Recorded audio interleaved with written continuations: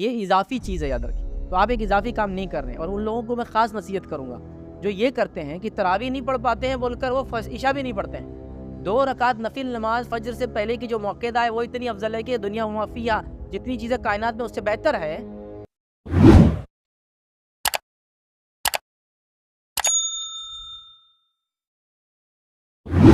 मैंने सवाल किया, रमज़ान के रोज़े भी हमने रखे, फ़र्ज़ नमाज़ें भी हमने पढ़ी, लेकिन तरावी किसी वजह से नहीं हुई, तो क्या चलता है? तो देखिए, सबसे पहले उलमा लिखते हैं, फ़तावा में मौजूद है कि 2 अमल ज़रूरी है किसी भी अमल के कबूल होने के लिए। पहला, इंसान तौहीद पर और दूसरा नमाज़ कायम करता हो। तो उसके दीगर अमल भी कबूल होंगे, जैसा रोज़ा, ज़कात और हज।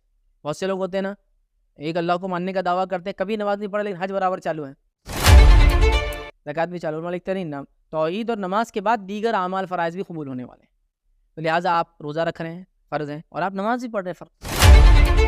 लेकिन ये नमाज़ मुसलसल पढ़ी जाएँगी। कोई बोल रहा है मैं रमज़ान में खाली नमाज़ पढ़ता रोज़े रख रहा है, तो फिर ये तो हमेशा नमाज़ पढ़ना है, तौहीद पर रहना है। तौहीद दुरुस्त हो, नमाज़ कायम करें और उसके बाद ये दीगर करना है।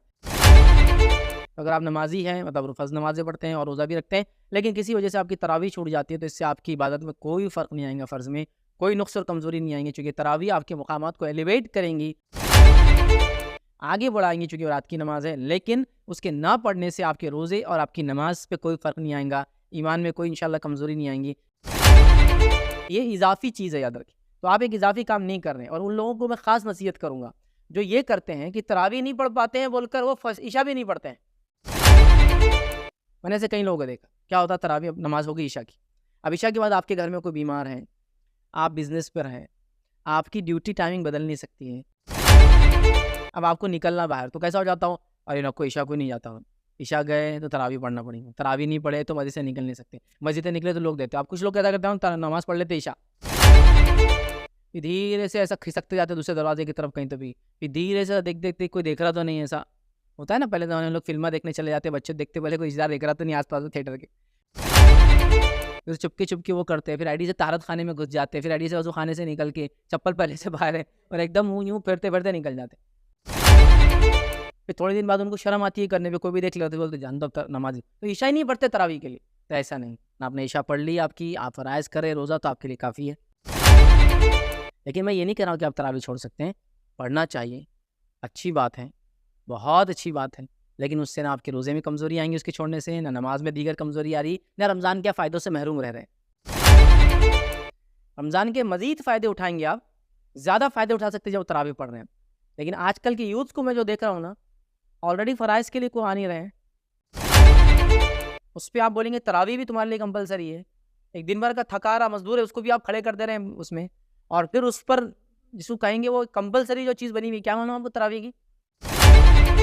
एक पारा तो कम से कम होना, नहीं होता किसी से एक पारा खड़े रहना।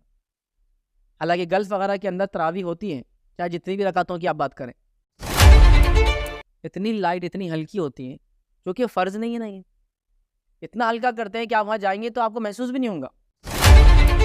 इतने आराम से, इतने उससे, जैसा कि मिसाल के तौर पर इमाम साहब एक रकात में 1 रुकू पढ़ा रहे हैं। उनको पता है शहर के लोगों की हालत ऐसे नहीं है, ये काम कर के इनकी हड्डियाँ चूर हो चुकी है, थक गए हैं, ये एक्सपर्ट्स काम करने आए हुए, ये नहीं कर सकते ज़्यादा काम। कैंप्स में लोग रहते हैं हज़ारों की तादाद में, वहाँ टेम्परेरी मसाजिद बना देते हैं। इमाम को पता है 1 रुकू पढ़ाएगा 1 रकात के अंदर। अब चाहे जितनी भी रकातें पढ़ा रहा हो, इतना अच्छे से क़िरात करेगा, ज़्यादा 2 रुकू पढ़ाएगा, खत्म। मतलब आप अगर 20 रकात पढ़े तो 20 रुकू हो रहे हैं उसके अंदर, 8 रकात वाली पढ़े तो 8 रुकू हो रहे हैं उसके। लोग रिलैक्स मोड में आ रहे हैं, उनकी 20 नमाज़ें भी, मतलब उनकी नमाज़ें भी हो जा रही तरावी की, और उसके बाद वो जो अपने घर चले जा रहे हैं। हमारे पास इंडिया पाकिस्तान में तो अजीब मामला है। और हम जब छोटे थे तो हम ढूँढते थे अलम तरा की नमाज़ कहाँ हो रही है। अलम तरा की नमाज़ ना आखिरी 10 सूरतों को एक बार पढ़ते हैं, फिर दूसरी 10 रकातों में एक बार और पढ़ लेते हैं, तो बोलते हैं अलम तरा की नमाज़। तो माशाअल्लाह वो नमाज़ ऐसी होती थी कि 20-22 मिनट में ख़त्म 20 रकात। विद तरावी, मतलब वित्र मिला के, इशा तो हो गई, उसके बाद सब मिला के। तो हम लोग तो ऐसी मस्जिदें ढूँढते थे जब छोटे थे। क्योंकि बच्चे होने के नाते बड़ा मुश्किल होता है उतनी देर खड़े रहना, ठीक है। फिर खुशी और खुशू का एक अजीब-ओ-गरीब माना ले लिया गया।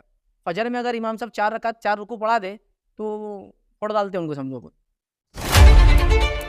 इमाम साहब कैसा हो रहा है ये? तरावी के अंदर पहले उसमें समझो खींच दे रहे आधा पारा हो, पहली 2 रकातों में, और लोग खड़े। फ़राइज़ में आपने वो इखलास नहीं दिखाया, वो जज़्बा नहीं दिखाया जो आप नौफ़िल के लिए कर रहे हैं। तरावी है, अहम नमाज़ है, क़यामुल लैल में काउंट कीजिए, रात की नमाज़ में काउंट कीजिए, रमज़ान में इज़ाफ़ी नमाज़ काउंट कीजिए, और रमज़ान के अंदर रात में खड़े रहने का अजर क्या है। आप सब फरमाते मन क़ाम रमज़ानन, जो रमज़ान में खड़ा रहा रातों में, ईमानन व एहतिसाबन, ईमान के साथ और इस नियत के साथ कि इसका मुजाज़ मिलेगा, गुफ़िर लहू मा तक़द्दमत मिन ज़ंबिक, अल्लाह उसके पिछले सारे गुनाह माफ़ कर देता। तो उसके फ़ज़ाइल से मैं इनकार नहीं कर रहा हूँ, नहीं तो आप बोलेंगे कितना ईज़िली बोल दिया इन्होंने तरावी नहीं पढ़ा। मैं कह रहा हूँ इशा छोड़ने के मुकाबले में अगर आप तरावी पढ़ने से डर रहे हो और इशा छोड़ रहे हैं, तो अल्लाह के लिए इशा पढ़ते रहिए। इशा का अजर तो पता नहीं कितना होगा, ये तो खाली एक रात की नमाज़ की हम बात करें। 2 रकात नफिल नमाज फज्र से पहले की जो मौक़िदा है वो इतनी अफजल है कि दुनिया व मा फ़ीहा, जितनी चीज़ें कायनात में उससे बेहतर है। मैं 2 रकात फ़र्ज़ की क्या मामला होगा और इशा की 4 का क्या होगा, वो तो हम जानते ही नहीं कितना अजर है। तो ये नफिल का अगर इतना अजर है, ये रात की नमाज का इतना अजर है, तो आप उसके लिए फ़र्ज़ छोड़ देते हैं लोग। तो आपने जो सवाल किया कि मैं रोज़ा भी रख रहा हूँ, नमाज़ भी पढ़ता हूँ, लेकिन मैं तरावी नहीं पढ़ पा रहा हूँ, तो आपके ईमान में कोई कमज़ोरी नहीं है। आपने कोई बुरा काम नहीं किया, एक इज़ाफ़ी जो फ़ायदा था आपने उसको छोड़ दिया। कोशिश करना चाहिए कि वो भी हासिल करे।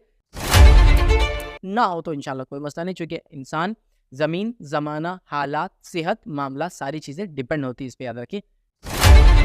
तो लिहाज़ा मैं कहूँगा लोगों को सहूलत देने का काम करे, आसानियाँ उन पे करे, और मतलब लोग बुरा ना माने जो लोग नमाज़ इशा के बाद निकल जाते हैं, क्योंकि उनका बुरा मानने से बेचारा फिर इशा भी पढ़ना छोड़ देता है। और अक्सर बाज़ारों की मस्जिद का मैंने ये हाल देखा, इशा नहीं पढ़ते लोग, घर जाके पढ़ते हैं, नहीं पढ़ते होंगे, लेकिन तरावी के डर से वो मस्जिदों में दाखिल नहीं होते। तो हम रिलैक्स करें अपने मामलात को, हम कहें फ़र्ज़ पढ़ो रे बच्चों, कम से कम आओ तो सही मस्जिद, मौका मिले, अल्लाह तौफ़ीक़ दे तो आगे भी पढ़ो, लेकिन आगे की वजह से जो असल है उसको छोड़ो मत। तो वैसा आपका तरावी छोड़ देने से आप गुनाहगार तो नहीं हो रहे, एक बड़ा सवाब छूट रहा है बस।